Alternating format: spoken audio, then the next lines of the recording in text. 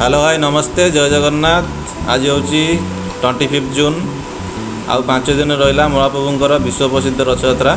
चलतु देखा प्रभुंर रथयात्रा प्रस्तुति केमी चली। ये हूँ बसस्टाण्ड जस्ट राइट साइड को देखो गुंडीचा मंदिर केमती सजबाज है। चलते देखा ये हूँ गुंडीचा मंदिर। देखो आलोकमाल रंगीन हो गलानी। आपण मैंने देखिपे द्वारटी बंद रही। वर्षकर थरुटे मात्र ये द्वार खोला हुए प्रभुंर रथयात्रा दिन से दिन ही द्वार खोला हम।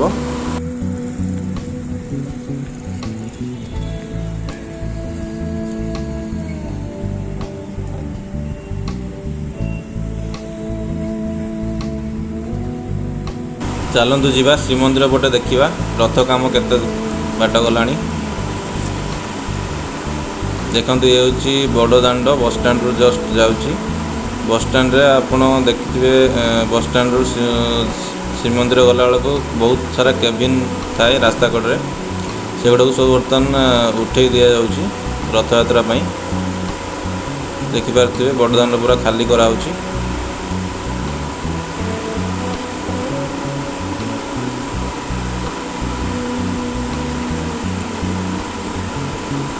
ये जगह बहुत सारा केबिन थिला दुकान मन थिला। देखो केमती केबिन सब उठाई जाऊँगी।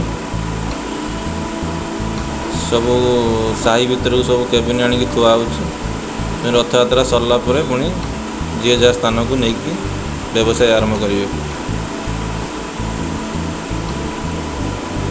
सब साही गली रे केबिन सब थुआई देखु।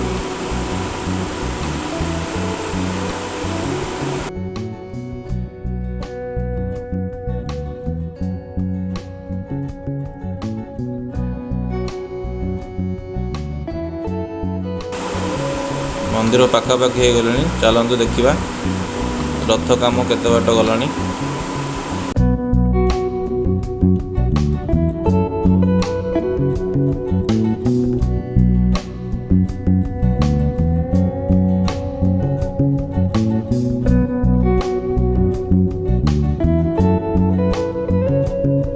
आप देखिए रास्ता मझे जो सेपारेसन थाए सेपारेसन को बर्तमान काढ़ी दि जाइए। देखो पूरा गड़दाण्ड को खाली करा जाउची। रास्ता रे भी जहाँ देखुं दुकान बजार किसी भी रही रथयात्रा दिन। देखो रथ पाखापाखि हो गले।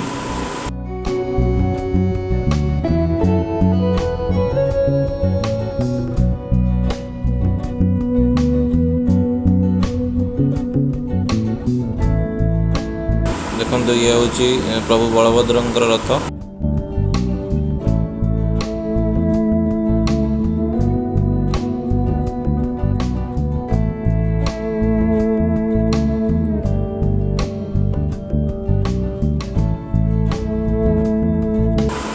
काम पे 90% काम सरीगला। खाली डेकोरेट काम बाकी अच्छी। ये हूँ माँ सुभद्रा रथ।